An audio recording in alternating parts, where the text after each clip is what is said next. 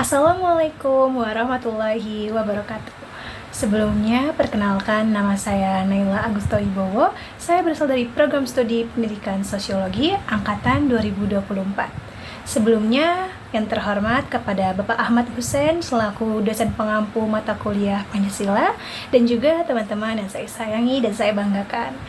Jadi di sini saya akan membawa satu permasalahan dari Pancasila dan saya mengambil nilai dari sila pertama, yaitu saya mengambil penistaan agama.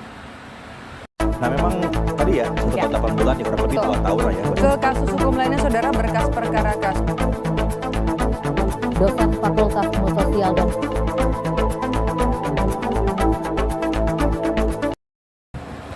Pada hari ini saya membawakan 3 contoh kasus pelanggaran penistaan terhadap agama yang pernah terjadi di Indonesia.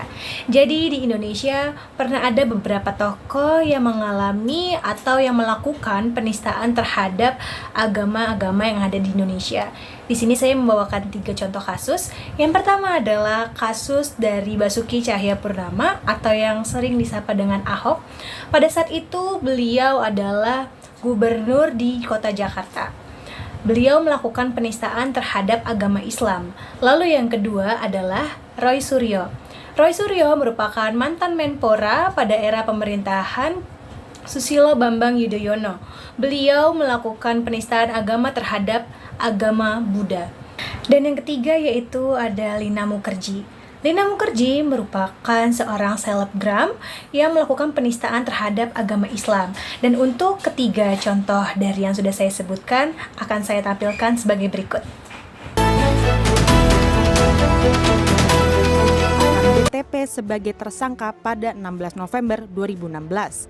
Sidang perdana berlangsung pada 13 Desember 2016 yang digelar di Gedung Bekas Pengadilan Negeri Jakarta Pusat. Setelah menjalani lebih dari 20 kali sidang, mantan suami Veronica Tan tersebut dinyatakan bersalah melakukan tindak pidana penodaan agama dan divonis 2 tahun penjara.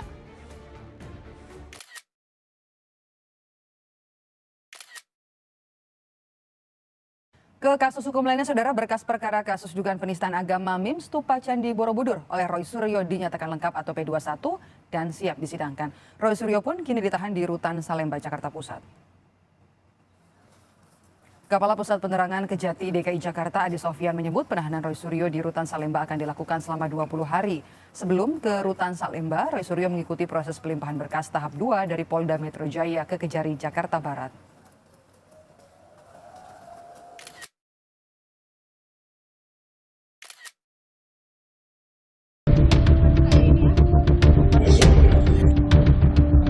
Terdakwa dengan pidana penjara selama 2 tahun. Buat konten makan, Lina Mukherjee divonis 2 tahun penjara dan denda 250 juta rupiah oleh Hakim Pengadilan Negeri Kelas 1A Palembang. Vonis tersebut sama dengan tuntutan Jaksa Penuntut Umum. Pemilik nama asli Lina Lutfiawati dijerat Undang-Undang ITE tentang penyebaran informasi berbau kebencian atau permusuhan atas suku, agama, ras, dan antar golongan.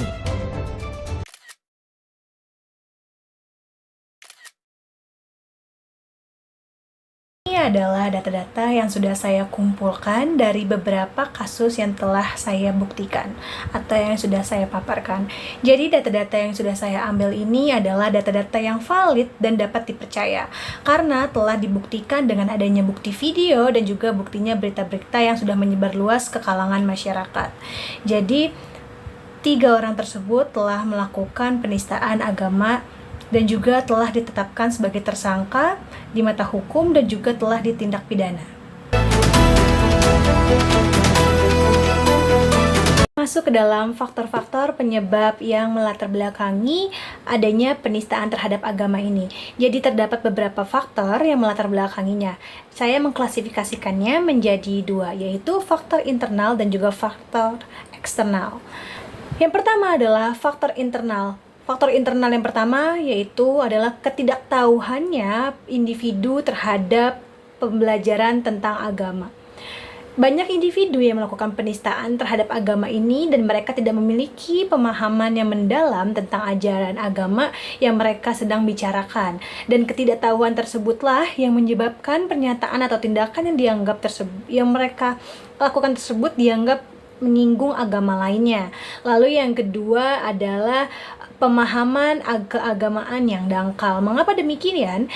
Terkadang individu itu hanya memahami teks agama tanpa konteks yang lebih luas atau cenderung melakukan tindakan penistaan. Mereka mungkin tidak menyadari dampak apa yang akan terjadi ketika mereka mengucapkan tindakan yang diucapkan atau dilontarkan di depan masyarakat banyak. Seperti yang dilakukan oleh Ahok, beliau sempat meng-highlight yaitu surat Al-Maidah, dan hal tersebut menyinggung para muslim di Indonesia. Selanjutnya, faktor yang kedua yaitu adalah faktor eksternal. Faktor eksternal yang pertama adalah media sosial. Mengapa demikian? Karena di dalam kebebasan berekspresi di platform media sosial ini terkadang disalahgunakan untuk menyebarkan konten-konten yang menyinggung agama lain.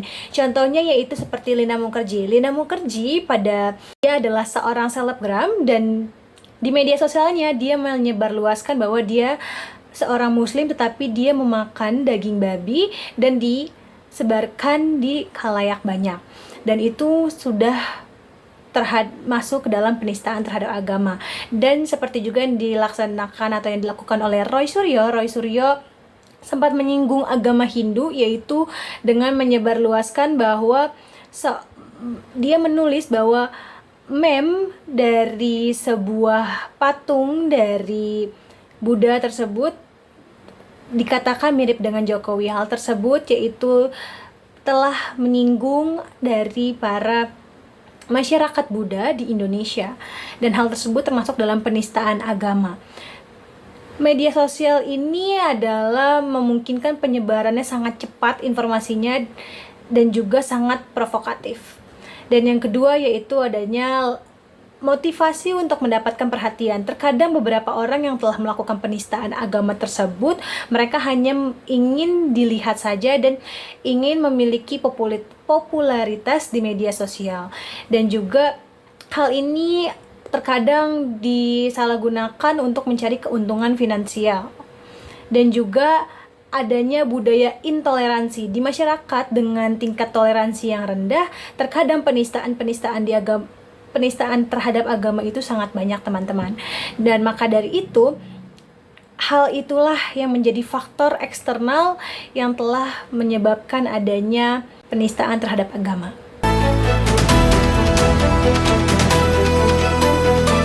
Jadi, untuk mengatasi penistaan terhadap agama memerlukan kolaborasi antara pemerintah, lalu adanya pemimpin atau pemuka agama, dan juga masyarakatnya itu sendiri.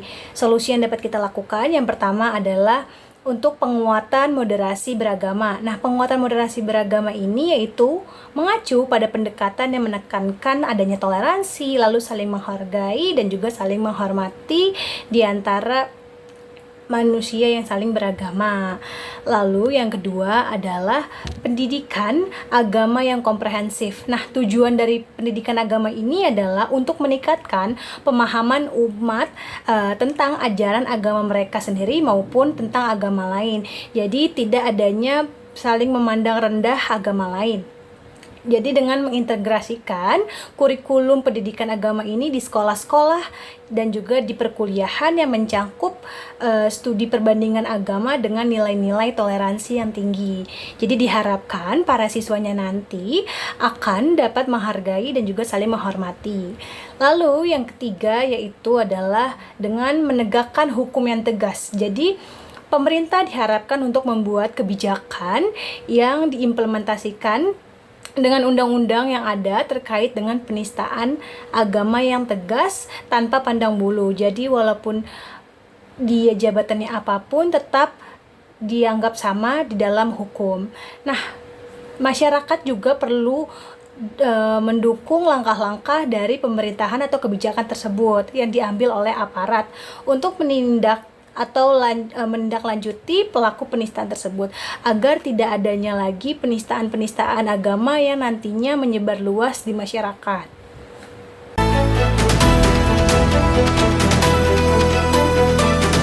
Dan berikut adalah kesimpulan dari akhir pemaparan saya pada hari ini.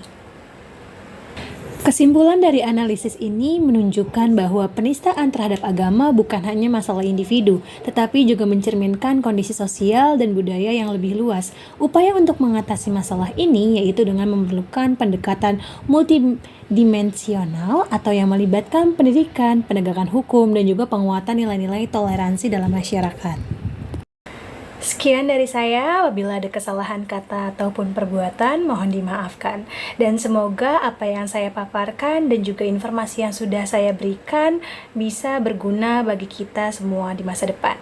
Sebelumnya, terima kasih pada Pak Ahmad Hussein selaku dosen pengampu mata kuliah Pancasila, dan juga terima kasih pada teman-teman yang sudah menonton video hari ini. Sampai jumpa semuanya.